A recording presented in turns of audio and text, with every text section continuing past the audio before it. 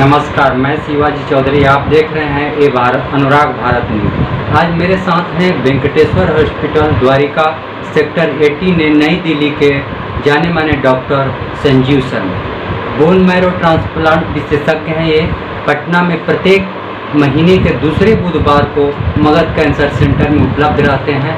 ये बिहार वासियों के लिए एक बहुत गर्व की बात है जो इतने बड़े डॉक्टर हमारे साथ हैं। डॉक्टर संजीव शर्मा सर, आपका अनुराग भारत न्यूज में स्वागत है।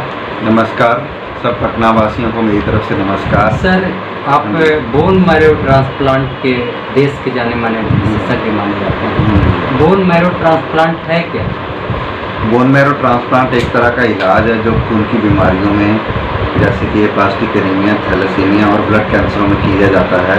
और ये कैंसर के लिए बहुत ही उपयोगी और लाभकारी इलाज है जिससे कि हम मरीज की जान बचा सकते हैं और उसको काफ़ी लंबा सर्वाइवल या ज़िंदगी देने की कोशिश कर सकते हैं। इसमें खर्च कितना आएगा, दर्शकों को बताएंगे कि? हाँ, ये एक लंबा प्रोसीजर होता है। लंबे का मतलब है कि मरीज को कम से कम 1 से 1.5 महीना तक एडमिट रहना पड़ता है। और ट्रांसप्लांट को हम एक्चुअली 2 तरह के ट्रांसप्लांट कह सकते हैं। एक ऑटोलोगस ट्रांसप्लांट होता है जिसमें कि मरीज के ही सेल निकाल के उसको चढ़ाए जाते हैं। तो ऑटोलोगस ट्रांसप्लांट हम माइलोमा और लिम्फोमा जैसी बीमारियों में करते हैं और इसका खर्च लगभग 8 से 10 लाख के करीब आता है।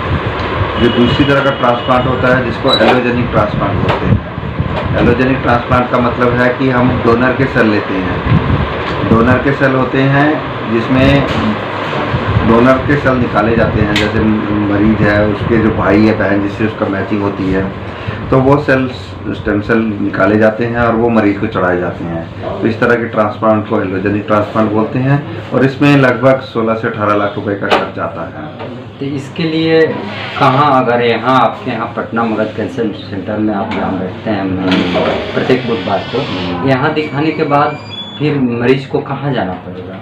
एक्चुअली शुरू में तो मरीज को जैसे कि ब्लड कैंसर की बीमारियां हैं तो कीमोथेरेपी लगती है। तो मरीज तो सबसे पहले मगध कैंसर सेंटर में आता है और यहाँ पे उसको कीमोथेरेपी डॉक्टर रिदू हैं जिनके साथ मैं काम कर रहा हूँ, तो वो कीमोथेरेपी चलती है डिपेंडिंग ऑन कि किस तरह का कैंसर है। AML और ALL होते हैं तो उसको उसके हिसाब से कीमोथेरेपी दी जाती है कुछ महीने तक। फिर एक बार जब बीमारी कंट्रोल में आ जाती है तो हम फिर उसका ट्रांसप्लांट का वर्कअप शुरू करते हैं। मैचिंग उसके ब्रदर सिस्टर से है जिससे भी मैच होता है, फिर उसके लिए आगे हम ट्रांसप्लांट के लिए अगर वो फिट होता है तो ट्रांसप्लांट के लिए लेते हैं। तो जैसा कि ट्रांसप्लांट की अभी ये फैसिलिटी यहाँ ज़्यादा उपलब्ध नहीं है बिहार और पटना में, तो पेशेंट और ये एक लंबा और महंगा प्रोसीजर है, तो हम फिर दिल्ली के वेंकटेश्वर हॉस्पिटल में उन मरीजों का आगे ट्रांसप्लांट करते हैं।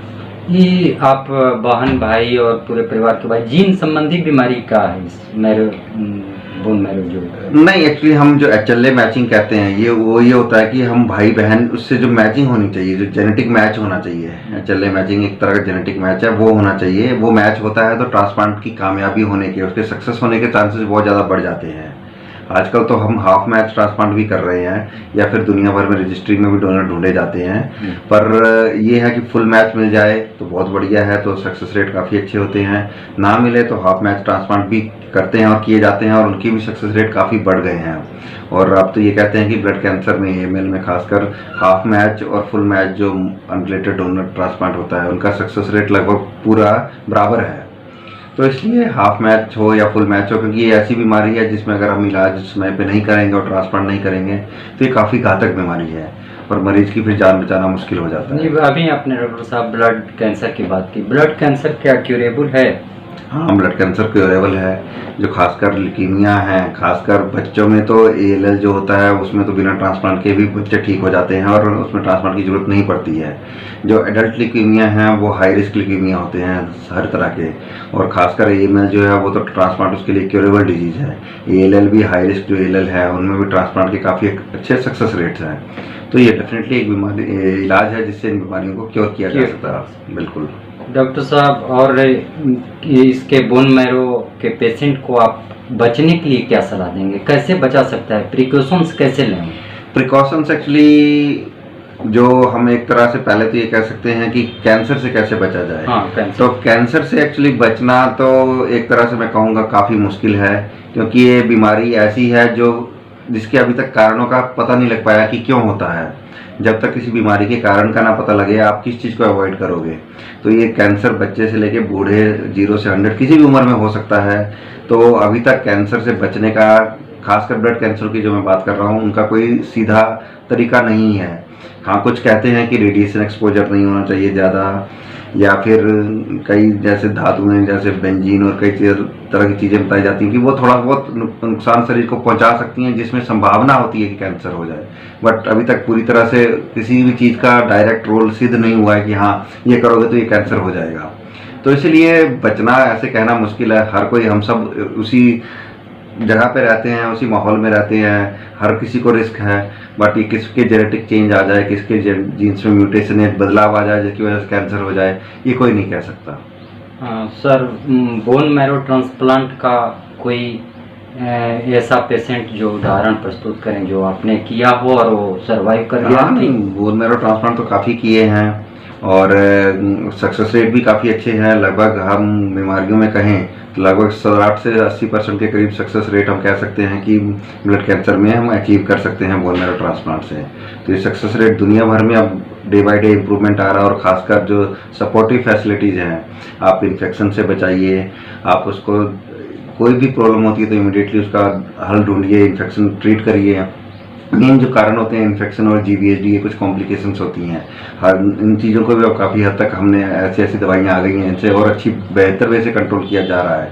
तो सक्सेस रेट ट्रांसप्लांट के बढ़ ही रहे हैं और डे बाय डे इम्प्रूवमेंट आ रहा है इस चीज़ में।